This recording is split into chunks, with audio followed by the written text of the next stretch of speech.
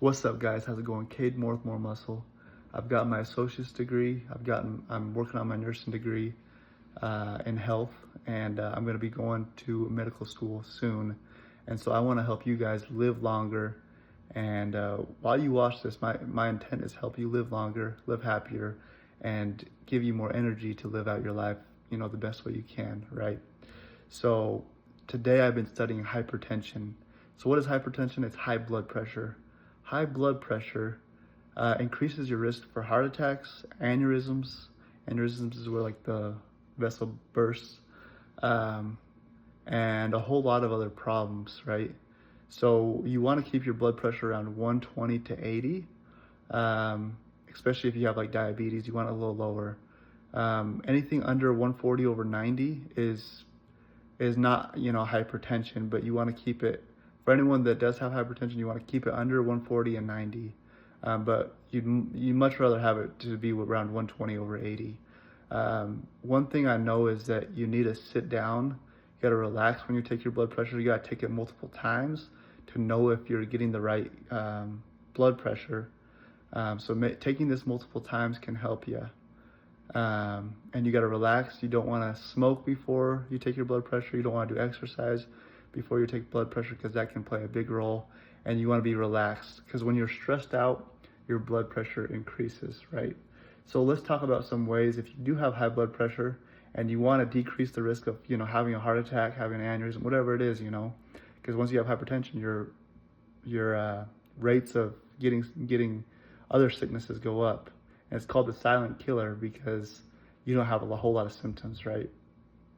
So if you're taking your blood pressure and it's a little higher than you suspected, what should you do? Well, you should do the DASH diet. What's the DASH diet, you might ask? Well, that's tons of fruits and vegetables, tons of whole grains, not a whole lot of fat, and some lean meats like fish, poultry, and some lean dairy products, right? So that's going to help you lower your blood pressure.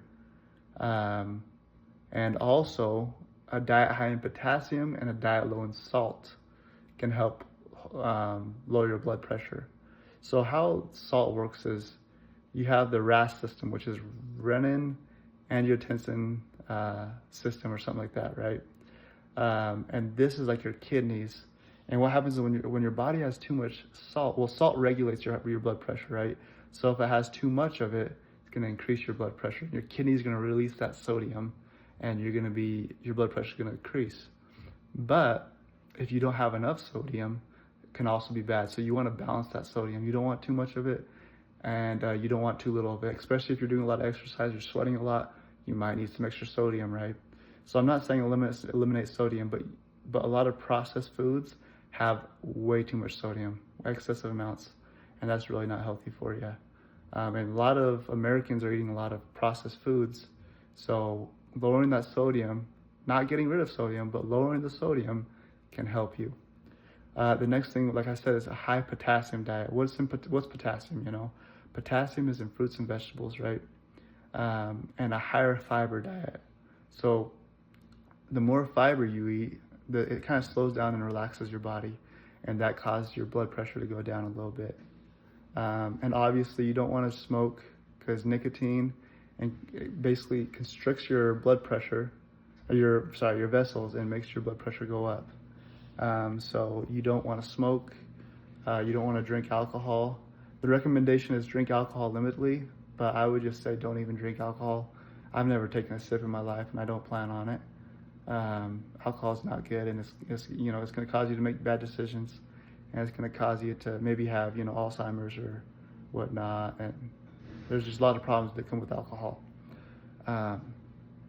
So yeah, these things can all help you. Physical activity can help, and these can all help you increase your health, help you live longer, and lower your blood pressure. It is recommended to take your blood pressure about once a year if you don't have any problems. If you do have slightly high elevated blood pressure, you take it every three months, right? That's the recommendation. It is important to regulate, monitor your blood pressure, and if you need to take some, antihypertensives like, you know, Tylenol or something like that, you can, but you don't want to take it every 3 months. If you do have slightly high elevated blood pressure, you take it every 3 months, right? That's the recommendation. It is important to regulate, monitor your blood pressure, and if you need to take some, antihypertensives like certain drugs that can help you, it might be a good thing to do. But I would say before taking any drugs from a doctor, do all the natural things you can do first, and then take them if they still haven't improved. The next thing is, so your blood pressure, you don't want to have a lot of stress, because when you get stressed out, your blood pressure goes up.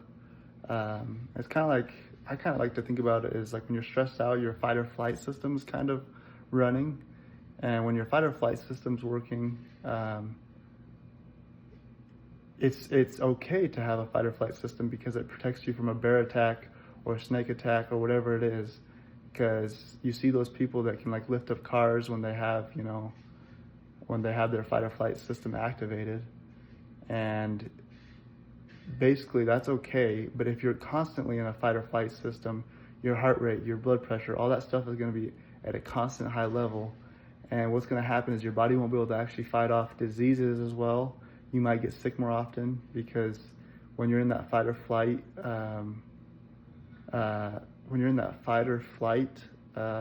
activation, your body doesn't relax, and it doesn't really use the T cells to heal itself, right? So yeah, you want to make sure that blood pressure stays low and you relax. You got to have relaxing time so you can recover your body. Sleeping is important. Your heart rate goes really low during sleep, and that helps your heart repair, your blood pressure, your vessels repair, all that. And another thing, guys, so hypertension can cause pain in your eyes sometimes. So if you ever have you can't see, you got blurred vision, it could be hypertension, because you have very small veins in your eyes, and when those get inflamed, it might cause some irritation, it might cause some pain in your eyes, and those veins in your eyes are just so small and fragile that when you do have hypertension consistently, then it can cause some damage, and it even can cause you to go blind or something. So anyways, thanks for watching, guys. I'd like you to subscribe, share this with your friend, whatever. I want to help you guys live longer, and so thanks for watching.